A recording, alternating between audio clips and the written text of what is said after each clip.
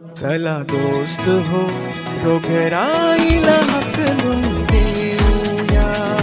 सर्वांना नमस्कार मित्र. काळा चहा आणि काळी कॉफी हे जर पीत राहिलं दररोज नियमितपणानं 1 कप 2 कप 1 कप 2 कप असं पीत राहिलं तर त्याचे कितीतरी फायदे आरोग्यासाठी आपल्या शरीरासाठी होतात. तर त्याच्यातले मुख्य 6 फायदे आरोग्यासाठी कोणते आहेत ते आज आपण पाहूया.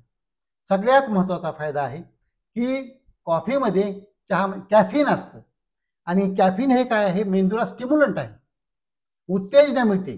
त्यामुळे त्याच्यापासून काय होतं, कॅलरीज मिळतात, एनर्जी मिळते आणि एनर्जी त्या व्यक्तीला उत्तेजित करते, टवटवीत उत्साह येतो, त्याला चैतन्य आल्यासारखं येतं त्याला आणि ते कुठलंही काम करायला त्याला उत्साह येतो आणि आळस सगळा अंगातला निघून जात असतो. तसंच त्याच्यामध्ये मेंदू हा जास्त ॲक्टिव्ह झालेला असतो, अलर्टनेस वाढते, म्हणजे आपण काय म्हणतो जागरूकता वाढत असते त्याच्यातली, कारण डोपामिन त्याच्यामध्ये सिक्रीट झालेलं असतं, स्त्राव झालेला असतो डोपामिनचा.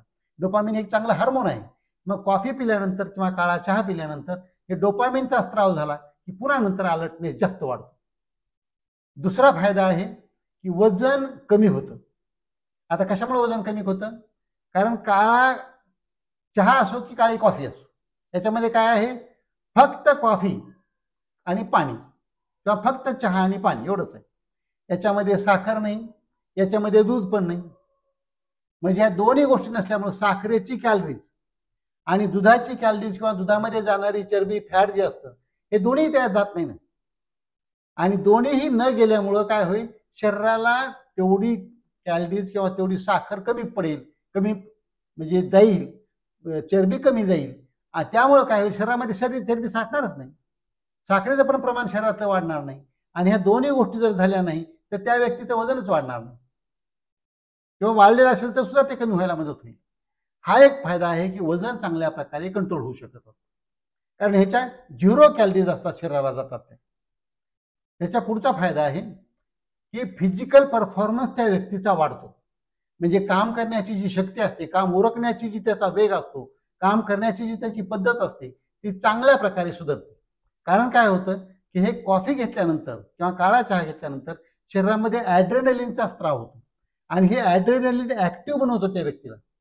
आणि त्याला जर थोडंसं काम होत असेल तर त्याच्याकडून जास्त काम करून घेण्याची टॅक्ट या चहा कॉफीमध्ये असते. ती व्यक्ती ते काम करत असताना ती सिद्ध करून दाखवत असते. तसंच याच्यानंतरचा जो फायदा आहे तो आहे याच्यामध्ये खूप चांगले अँटीऑक्सिडंट्स असतात. आता हे अँटीऑक्सिडंट्स काय करत असतात की शरीरामध्ये जे वाईट फ्री रॅडिकल्स फिरत असतात, आपण रिकामटेकडे म्हणतो बघा, हे जे फिरत असतात त्यांना कंट्रोल करायचं काम हे अँटीऑक्सिडंट्स करत असतात किंवा त्यांना निष्क्रिय करायचं काम. नाहीतर काय करतात, हे फ्री रॅडिकल्स जिथं जातील तिथं ज्या त्या पेशींना खराब करत चालतात, ज्या त्या अवयवांना खराब करतात, ज्या त्या भागाला खराब करत असतात.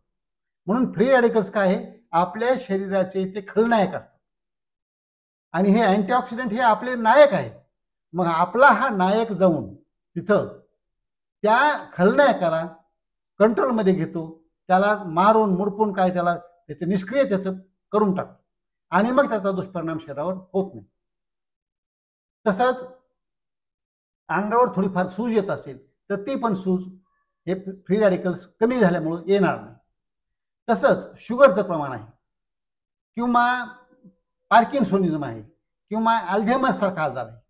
आता पार्किन्सोनिझम आणि अल्झायमर्स हे कसे मेंदूचे आजार आहेत आणि शुगरचा म्हणजे काय, डायबिटीस हा शरीरातला पूर्ण आजार आहे साखरेचं. हे पण कंट्रोल सगळंच राहायला मदत होईल. कारण काय होतं, जेव्हा शरीरातली साखरेची लेवल कमी होते, साखरेची लेवल खाली खाली जाते ज्या वेळेला, त्यावेळेला काय होतं की तुमची बॉडी चांगल्या प्रकारे कार्य करायला सुरुवात होते. साखरेचं प्रमाण जास्त नकोय, 150च्या पुढं 1.25, 200, 2.25 अशी चालली वरी साखर की सगळ्या शरीराच्या ऍक्टिव्हिटीज कमी होत असतात.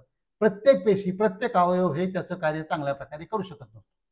आणि जर हीच लेवल 100, 150 पर्यंत राहिली आणि ही लेवल ठेवण्याकरता काय होतं की चहामधून पण साखर जाणार नाही आणि कॉफीमधून पण साखर जाणार नाही आणि मेंदूला तरतरीतपणा आल्यामुळे काय होईल की जे विसरभोळेपणा होत असतो किंवा जे मेंदू थोडा गळून गेल्यासारखा वाटत असतो तो पण होणार नाही. त्यामुळं पार्किन्सन सारखा आजार आणि अल्झायमर सारखा आजार पण त्या व्यक्तीला होणार नाही. तसंच याच्या पुढचा आणखी एक महत्त्वाचा फायदा आहे, तो म्हणजे जो लिव्हर आपला अवयव आहे पोटाचा, सगळ्यात महत्त्वाचा अवयव, त्या लिव्हरचं आरोग्य सांभाळण्याकरता यांचा फारच फायदा होतो. कारण कसं आहे, लिव्हरचे कोणते दोष असतात, त्या चरबी साठून फॅटी लिव्हर होणं, ते थोडंसं आकारानं मोठं होणं, हे पहिली स्टेज असते. तर हे चहा कॉफी काय करतात की हे फॅट शिल्लकच राहू देत नाही त्याच्यामध्ये साठायला. हे सगळं वापरलं जातं, तो माणूस ऍक्टिव्ह बनला, त्याच्याकडून सगळं काम चांगलं होऊ लागलं आणि जास्त कॅलरीज गेलेल्या नाहीत, म्हणजे जास्त चरबी पण गेलेली नाही, म्हणजे ते साठायला पण ते जास्त शिल्लक नसते. म्हणून हे काय करतात की हे बाहेरच्या बाहेर आलेले सगळे संपवतात, तिथं साठायला शिल्लक राहत नाही, किंवा जी साठलेली असेल तिला पण त्याच्यातून काढून बाहेर वापरायला सुरू करतात. म्हणजे हे फॅटी लिव्हर असेल ते पण कमी होतं. आणि त्याच्या पुढची जी एक वाईट स्टेज असते, जिला सिरोसिस ऑफ लिव्हर म्हणतात, तिकडं पण हे कॉफी आणि चहा जाऊ देत नाही. म्हणजे लिव्हरचं आरोग्य चांगल्या प्रकारे ठेवायला पण चहा आणि कॉफी मदत करतात. म्हणून काळा चहा आणि काळी कॉफी हे दिवसातून 2दा-3दा तुम्ही घेऊ शकता. तुमची घ्यायची इच्छा असेल तरच ते घ्यावं. इतर चहा पिण्यापेक्षा, म्हणजे दुधाचा आणि साखरेचा चहा किंवा दुधाची आणि साखरेची कॉफी पिण्यापेक्षा, त्यापेक्षा हे काळा चहा आणि काळं कॉफी एकदम चांगली आहे पिण्यासाठी.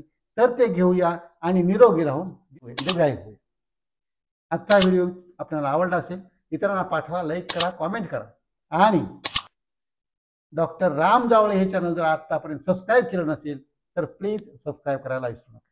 कारण आपलं आरोग्य आणि सत्यमेव जयते, सर्व नात्याहून श्रेष्ठ मला हेच नाते. जय जवान, जय किसान, जय भारत, जय इन्सान.